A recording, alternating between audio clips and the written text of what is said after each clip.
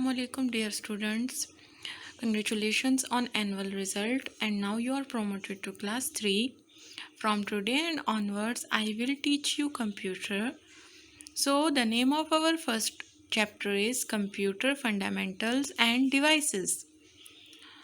So what is the meaning of fundamentals? The central or primary rule or principle on which something is based. Okay?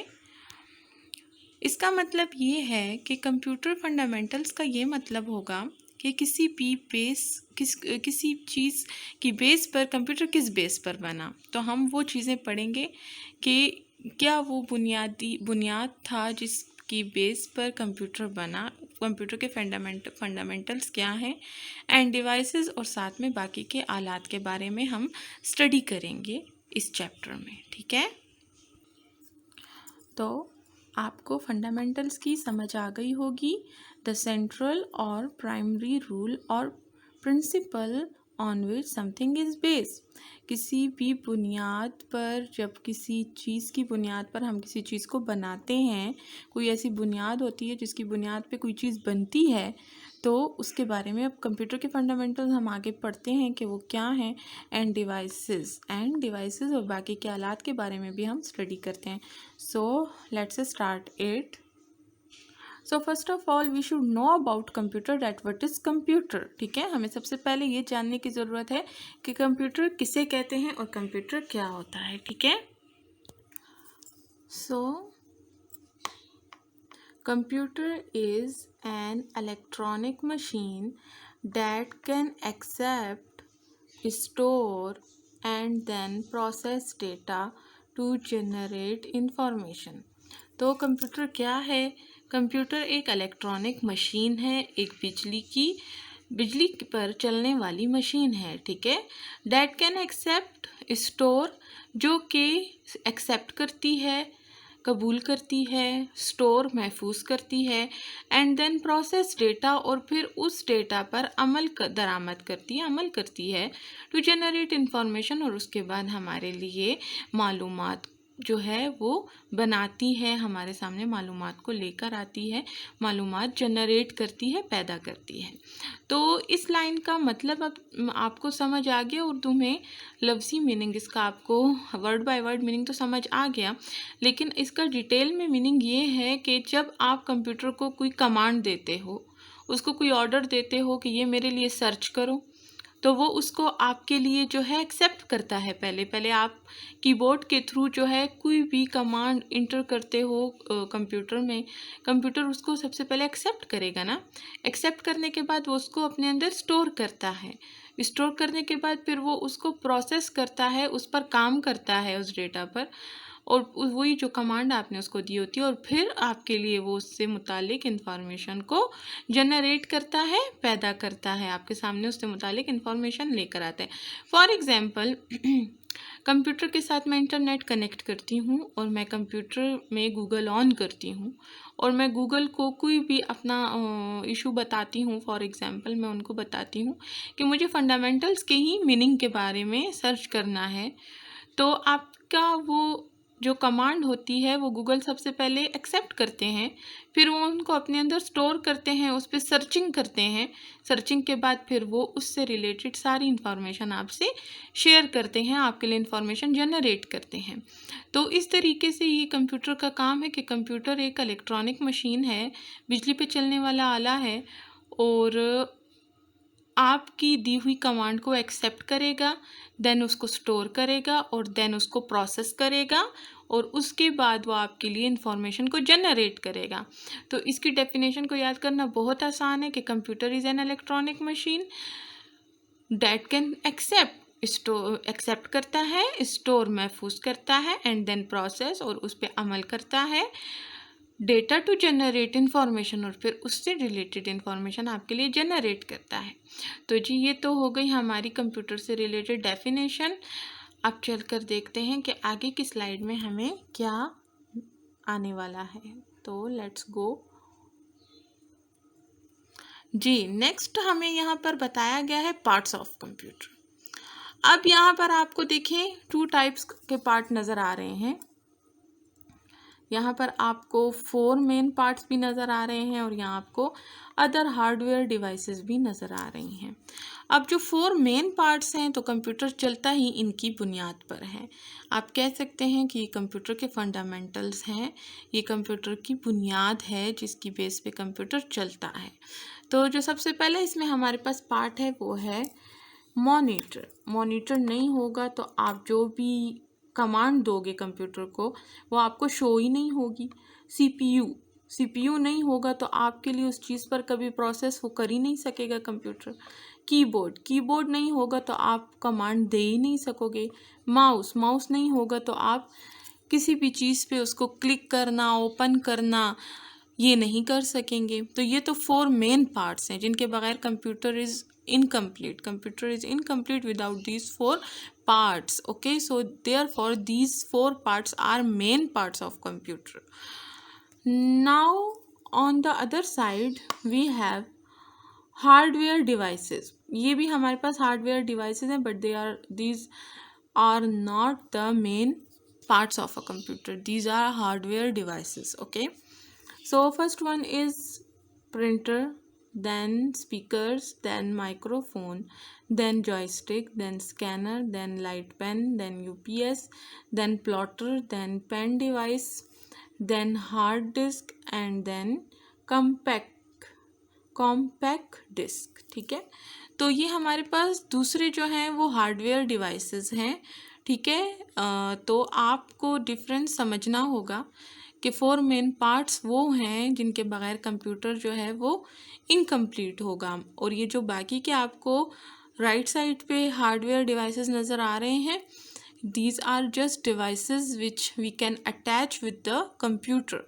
ठीक है, इनको आप just computer के साथ attach कर सकते हो। ठीक है, तो ये मेन पार्ट्स में नहीं आते। फॉर एग्जांपल एक कंप्यूटर है, उसके साथ अगर आप स्पीकर अटैच करना चाहो तो कर लो, वरना कोई भी कंप्यूटर सिस्टम जो है वो कभी भी किसी स्पीकर के लिए रुकेगा नहीं, काम करना बंद नहीं करेगा। आपने अगर कोई आवाज़ सुननी है, कोई सॉन्ग सुनना है, कोई कार्टून, कोई गेम, कुछ इस तरह का कोई स्टोरी सुननी है, कुछ भी इस तरह की वॉइस, कोई प्रोनाउंसिएशन वर्ड की सुननी है, then you have to connect speakers with your system. ठीक है, तो इसी तरह प्रिंटर भी, आप कोई पेज प्रिंट आउट लेना चाहो तो उसके लिए, तो हर एक डिवाइस का अपना अलग फंक्शन है which we will discuss in detail.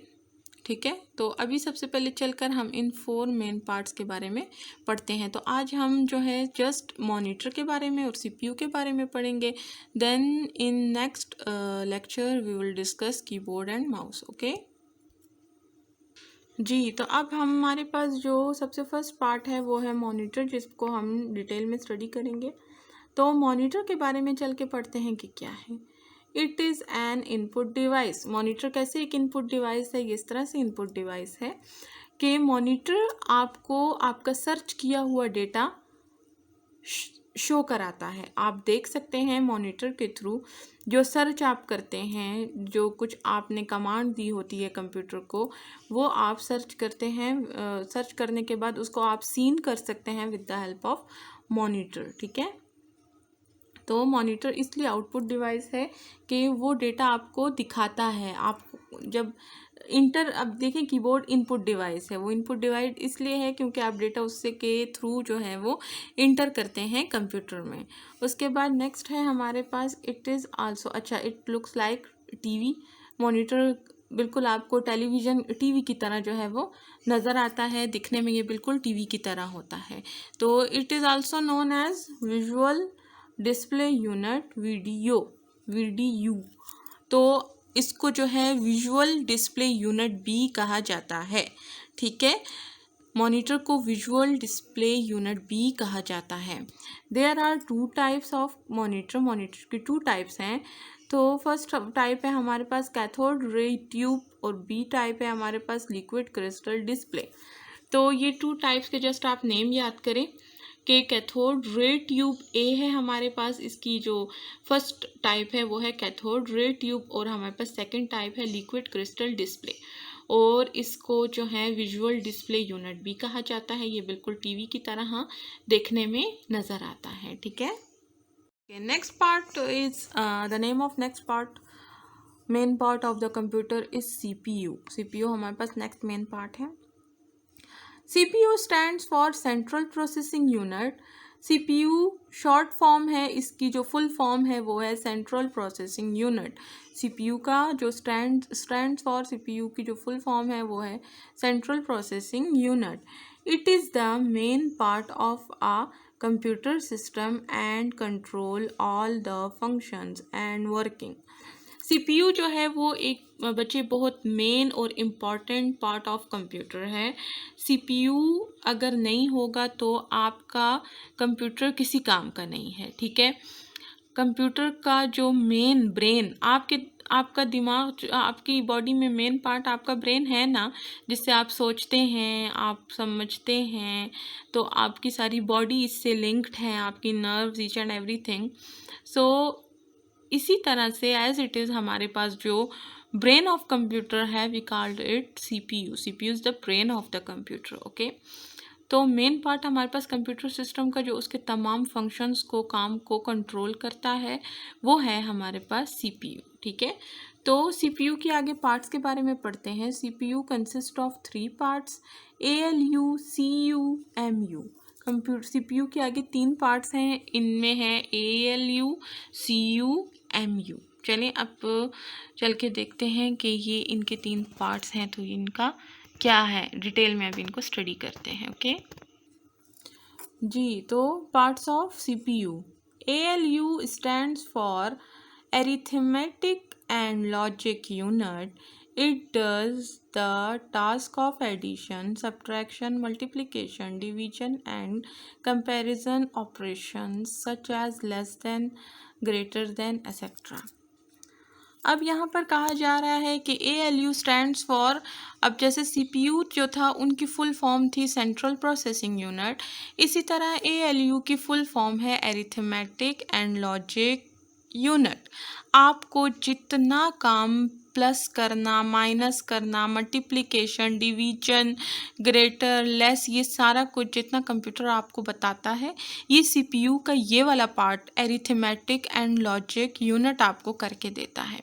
CPU के 3 हिस्से हैं, 3 हिस्सों में सबसे पहला वाला पार्ट जो हमारे पास है वो है ALU. ALU stands for arithmetic and logic unit.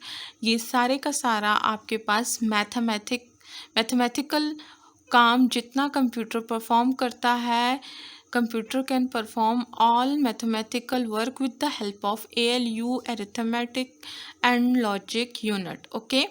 तो आई होप आपको ये बात तो अच्छे से जहन में बैठ गई होगी, जैसे कि वो नाम से आपको शो हो भी रहा है। Arithmetic and logic unit controls all the task of addition, subtraction, multiplication, division, greater, less, comparison operations of computer, ठीक है। तो ये सीपीयू का ये वाला पार्ट आपको ये तमाम मैथमेटिकल काम करके बताता है।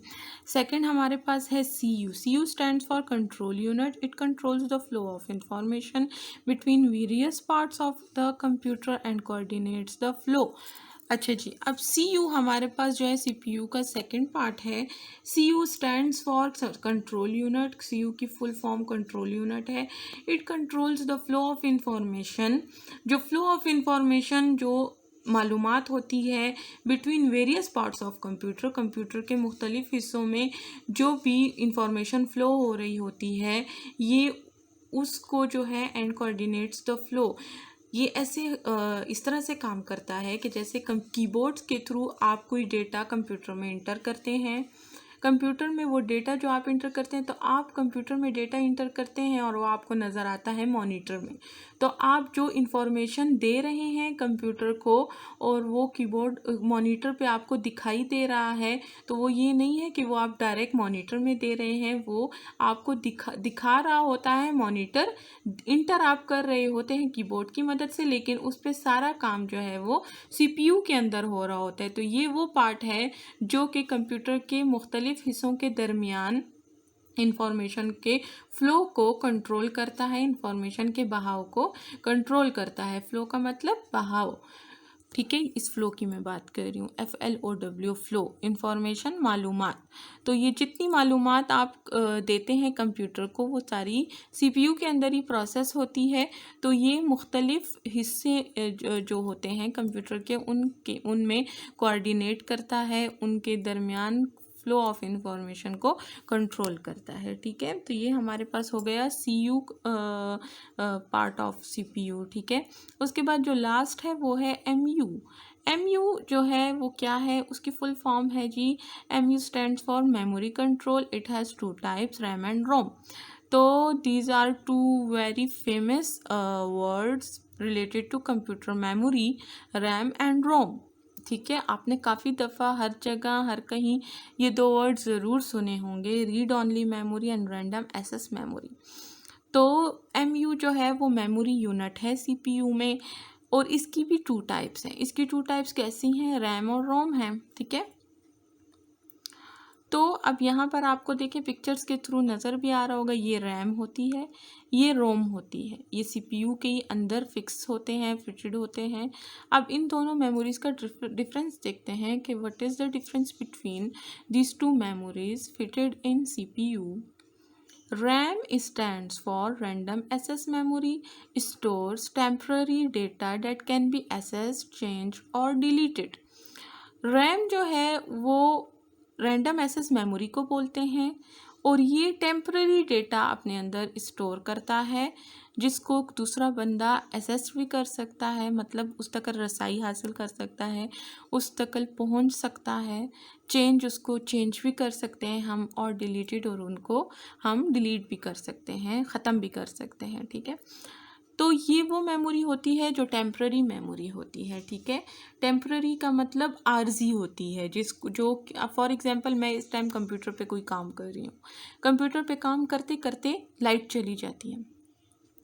लाइट चली जाने के बाद मैंने अब वो फाइल, वो काम स्टोर नहीं किया था, मेरा वो सारा काम ख़त्म हो जाता है। जब लाइट वापस आती है, मैं कंप्यूटर ऑन करती हूँ, मेरा वो सारा काम ख़त्म हो जाता है। वजह क्या है, क्योंकि मैंने स्टोर नहीं किया था और वो रैम में स्टोर था, इसलिए वो सारा काम डिलीट हो गया। तो ये वो मेमोरी होती है जो टेम्पररी डेटा अपने अंदर स्टोर करती है, जो कि चेंज भी हो सकता है, ख़त्म भी हो सकता है, और एक्सेस भी उसको कोई दूसरा बंदा देख भी सकता है। तो ये रैम है। ठीक है, अब रोम क्या है, read only memory. ROM stands for read only memory. ROM जो है वो रीड ऑनली मेमोरी होती है, स्टोर्स डेटा परमानेंटली। ये अपने अंदर परमानेंटली डेटा स्टोर करती है। We can not erase data stored in it easily. हम डेटा जो स्टोर होता है रोम के अंदर उसको ख़त्म नहीं कर सकते आसानी से, जब तक हम खुद ना चाहें उसको ख़त्म करना, कंप्यूटर कभी भी उसको ख़त्म नहीं कर सकता। अब देखिए मैं आपको एक बात समझाती हूँ। आपने पेंट में एक पिक्चर बनाई है, वो पिक्चर बनाते बनाते लाइट चली गई है, आपने जब दोबारा उसको ओपन किया तो आपके पास तो अब वो पिक्चर नज़र ही नहीं आ रही, आपका वो सारा काम गया ख़त्म, क्योंकि वो रैम में स्टोर था। लाइट जाने के बाद वो ख़त्म हो गया। लेकिन अगर वो पिक्चर मेरी कंप्लीट हो गई थी, मैंने उसको स्टोर कर लिया और मैंने कंप्यूटर जो है वो स्विच ऑफ कर लिया, जब मैंने अगले दिन दोबारा वो कंप्यूटर स्विच ऑन किया और अपनी वो फ़ाइल जो मैंने डेस्कटॉप पे स्टोर की थी उसको ओपन की, तो मुझे वो फ़ाइल एज़ इट इज़ अपनी हालत में मिली, क्योंकि वो रोम में स्टोर थी, मैंने उसको खुद स्टोर किया था। तो कंप्यूटर उस फाइल को इसीलिए डिलीट नहीं कर सका। तो डियर स्टूडेंट्स, यहाँ पर आज का लेक्चर हम फिनिश करते हैं। आई होप आपको बहुत अच्छे से ये तमाम लेक्चर जितना भी है समझ आ गया होगा। हम इस तमाम की रीडिंग भी करेंगे बुक से, और आज का आपका टास्क ये है कि आपने मेरा पूरा लेक्चर पढ़ना है।